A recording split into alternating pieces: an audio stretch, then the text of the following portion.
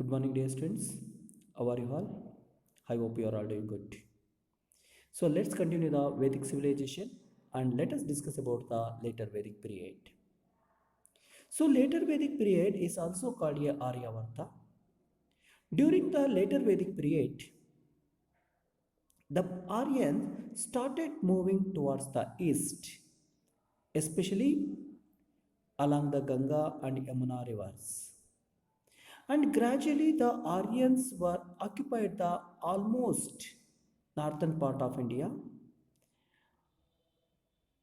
and it is extended up to the Himalayan mountains in the north and Vindhya ranges in the south.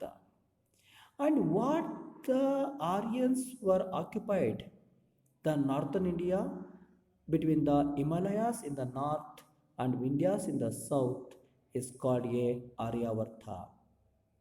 Then how was the political life in the later Vedic period?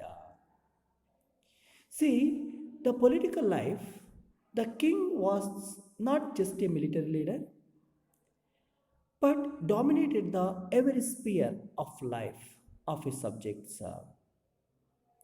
And he was expanded the kingdoms.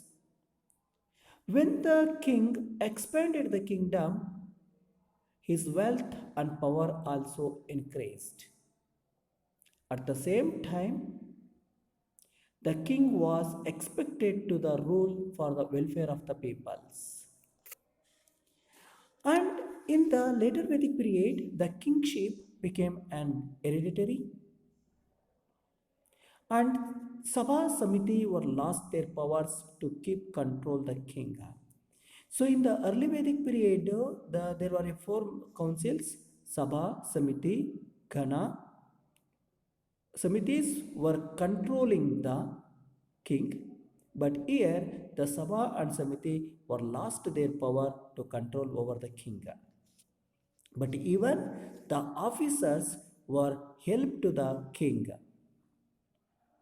Okay, and the king was performed the yagnas and rituals. The king was performed the yagnas and rituals. So, which are the yagnas they were performed? The Vajpayee yagna, Rajasuya yagna, and Ashwamedha yagnas were performed by the king. So, why the king performed the Ashwamedha yagna? The Ashwamedha yagna was performed by the king to expand his empire. And this Ashwamedha horse was free to roam for years, and this horse was followed by the army.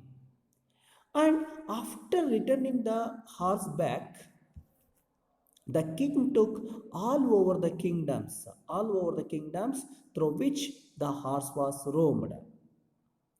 And the king was fight against the king who stopped the horse, Ashwamedha horse.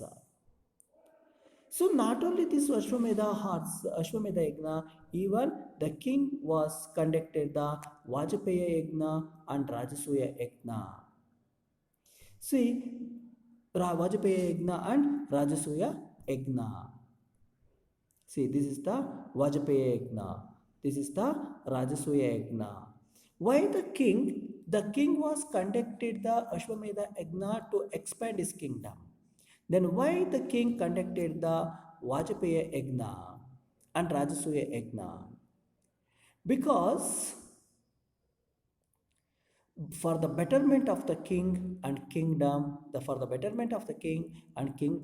so king conducted the Vajpayee Yagna and Rajasuya Yagna. So now let us discuss about the social life of the people during the early Vedic period. By the later Vedic period, the position of women had degraded. In the early Vedic period, the women had the equal rights and status as the man. They are allowed to take the education. They are allowed to participate in the political assemblies. But in the later Vedic period, so the position of women was degraded. The woman's main duty was to marry and look after their children and husband. And they were not allowed to participate in the political assemblies. The the eldest male member is the head of the family. Then, what about the religious life? So, over a period of time, it brought the changes in the religious life also. Not only in the political life, not only in the social life, in the religious life also, there was a changes. So now there are three main gods are there.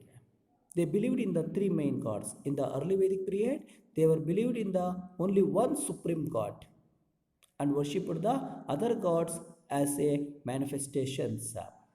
But in the later Vedic period, they were believed in the three main gods such as Brahma, Vishnu, and Shiva. And they felt Brahma was the creator, Vishnu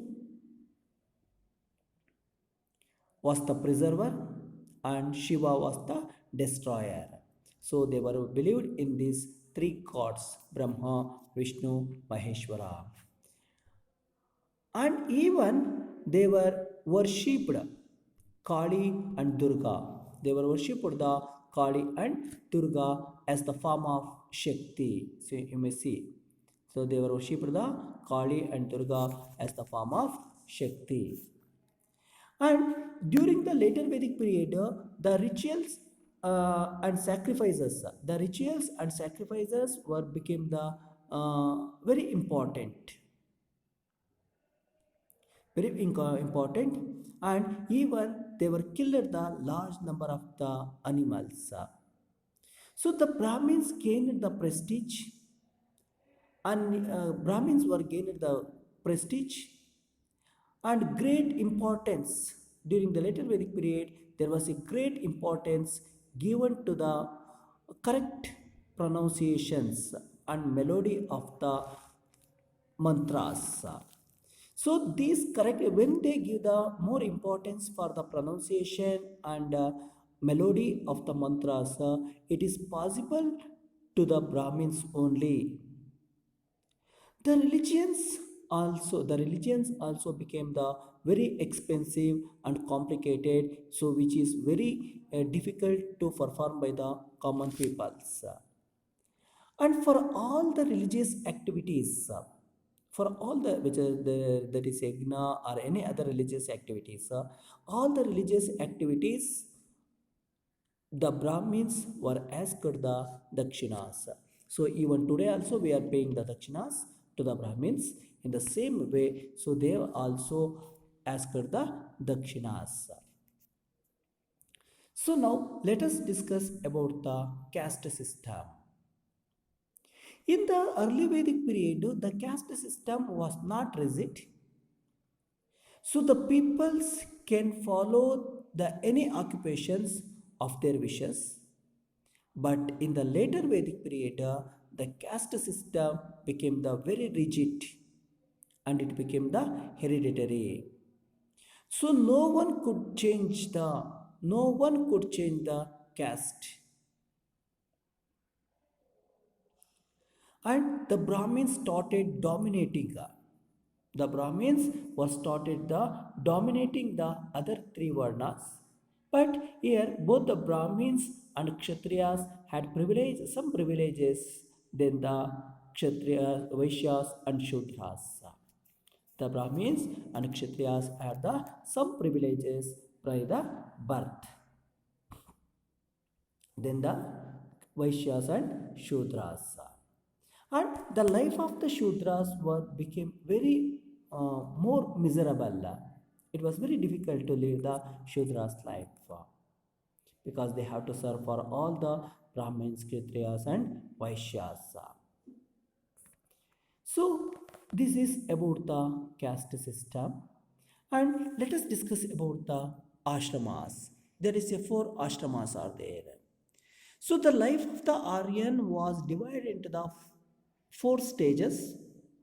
are called a four ashramas, and each stages or each ashramas lasted for 25 years. Which are the four ashramas? Brahmacharya ashrama, Grihastha ashrama, Vanaprastha ashrama, and Sannyasa ashrama. So these are the four ashramas. So now let us discuss about one by one. Brahmacharya ashrama was a period of disciplined life and education, means from 1 to 25th year. Brahmacharya ashrama was a period of disciplined life and education. Secondly, Grihastha ashrama. After the completion of the education, when he learned to live the disciplined life, he entered the Grihastha ashrama. So in the Grihastha ashrama, so the man married and led a domestic life. Married and led a domestic life. And thirdly, Vanaprastha ashrama. In Vanaprastha ashrama, so when the man spent the time in the service of others, and they detached himself from the worldly life and went to the forest is Vanaprastha. And last is Sannyasashrama. The final stage of the Aryan life is Sannyasashrama. So Sannyasashrama, when man completely left all his comfort domestic life and became an ascetic, meditating to gain the salvation, means moksha. So sannyasashrama, when the man left all his comfort domestic life and became the ascetic, meditating to gain the salvation, is sannyasashrama. So in the next class, let us discuss about the remaining points such as economic life, education system, and difference between the Vedic civilization and later Vedic civilization and early Vedic civilization. Let us discuss in the next topic. Thank you.